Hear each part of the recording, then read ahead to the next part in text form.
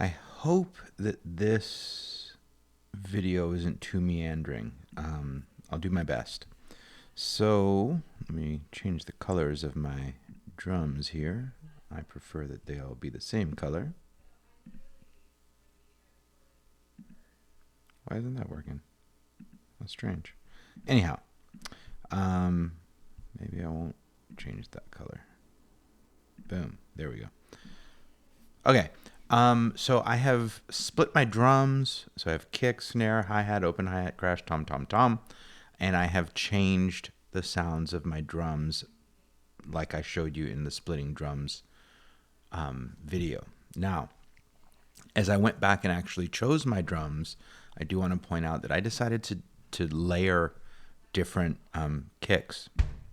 So I have one like that and that one as well. So kind of more of an electronic sound, and one that has some attack that sounds pretty acoustic. And I did the same thing with my snare. So I chose that one and that one.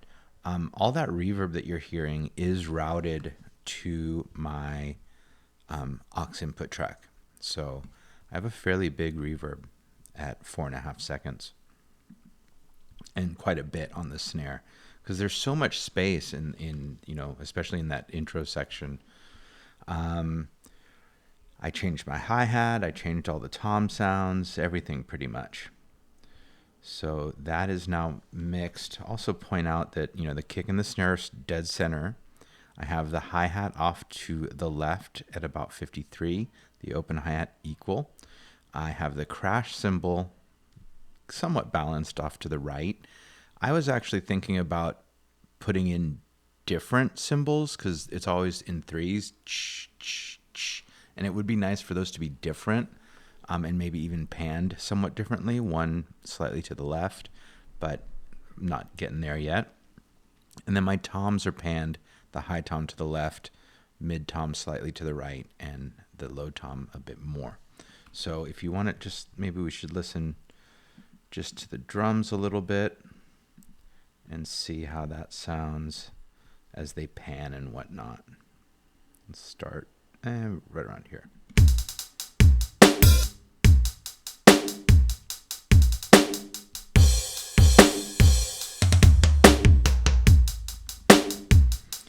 Put in the reverb.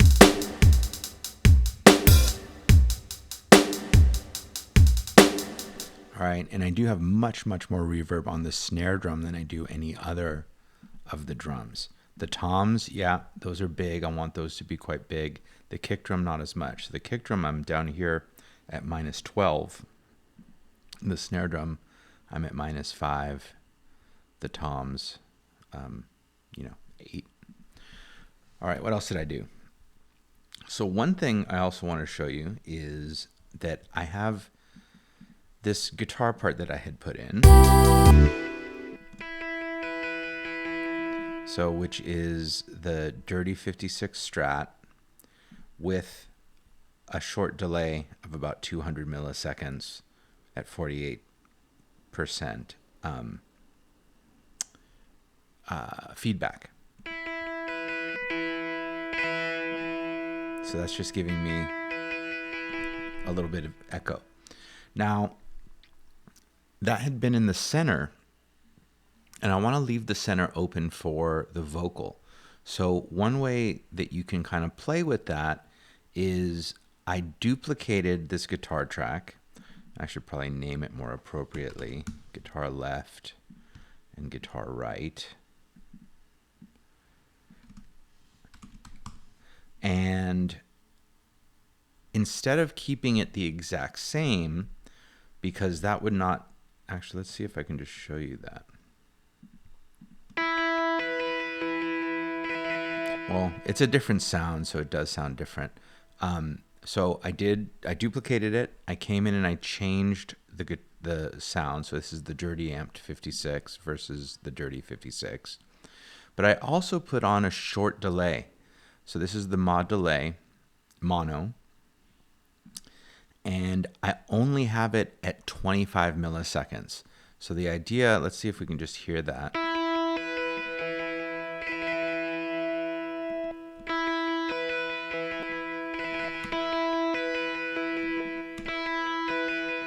It just spreads it out a little bit because this is now playing back about 25 milliseconds later than the original hits of the guitar part.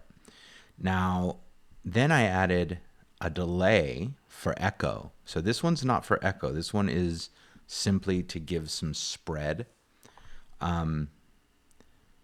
This one, and then I'm panning them, right? So this one's panned 84 to the left. This one's panned 88 to the right. This is for echo. So let's just listen to what that does. Really kind of makes it all sustained. Gets and some weird artifacts. It kind of gets quiet and everything. And then I decided, you know, comparatively to the original guitar track, that I didn't want all of these notes here. It didn't sound right with the other guitar. And because I had added delay, there is a fair amount of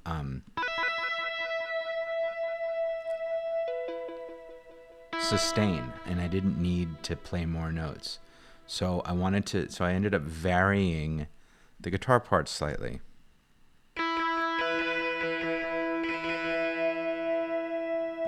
And that creates an opening in the center for the vocal.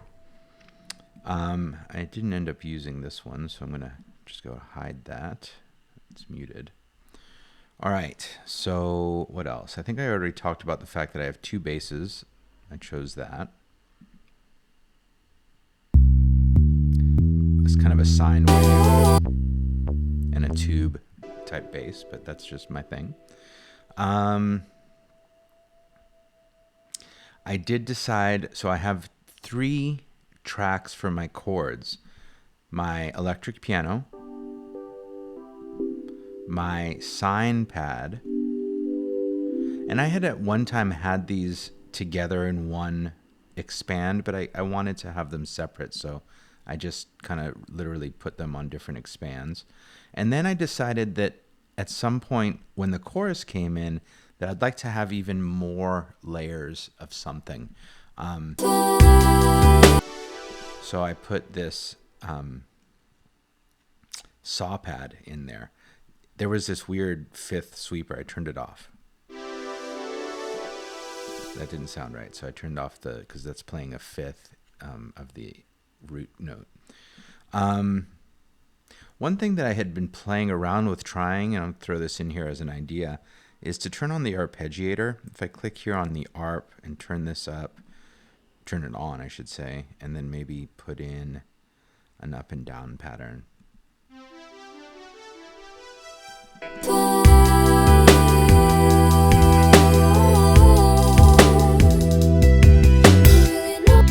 Yeah, I don't think so. It gets too busy because I have the guitars going and everything, so I'll just turn that off. Pretend like it never happened. But I do think that having this layer is kind of cool. Your ocean eyes on fire.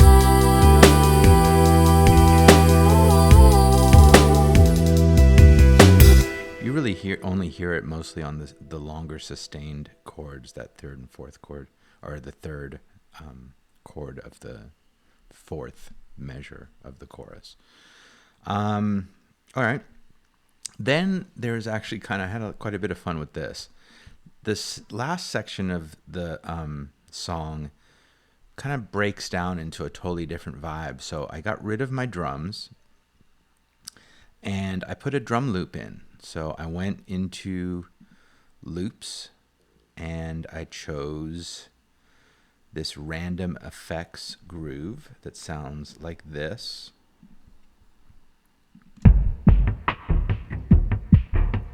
Pretty cool. And then I used the Workspace Editor. If you choose the Workspace Sound Bass, you have some loops available to you if they're installed properly, and it's very possible that they're not. And it's attribute driven, so you can choose effects, and some of these are really obnoxious, but some of them are pretty cool. And if this button is pressed, they will conform to the tempo of your song. So you can see original tempo, but it will essentially conform. And I chose a few of those. So I have this one. What does that sound like?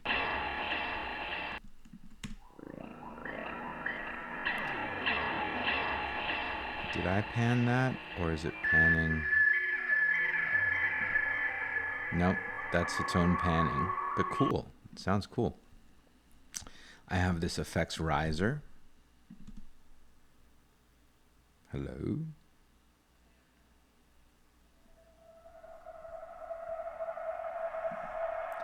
This one I did pan from right to left, and I put a delay on it because I just wanted some sustain. I could probably put a different delay on it, give it more even. What is this? I added another kind of snare effect with a different delay. Listen to it without the delay.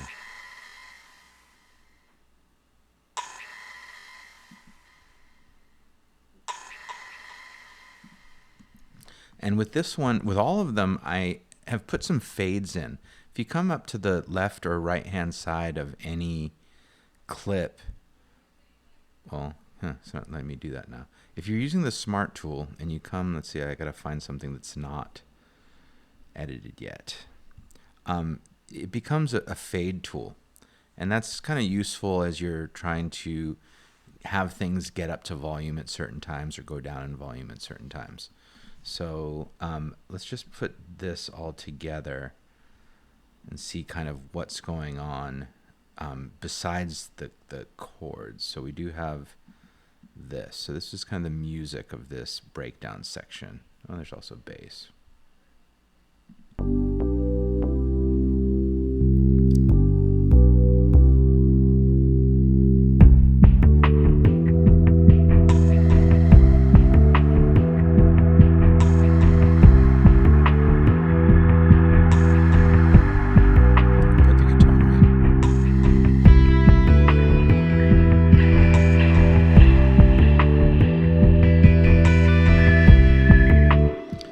So that's meant to be kind of, trippy and psychedelic and fun. I love this kind of stuff. And the vocals are just already going kind of silly at that point as well.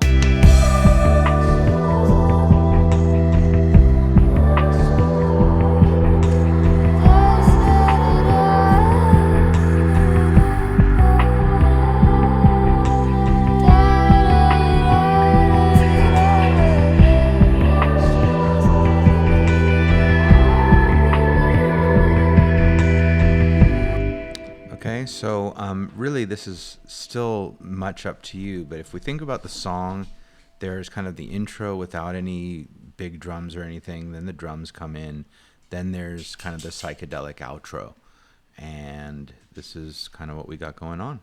All right, enjoy.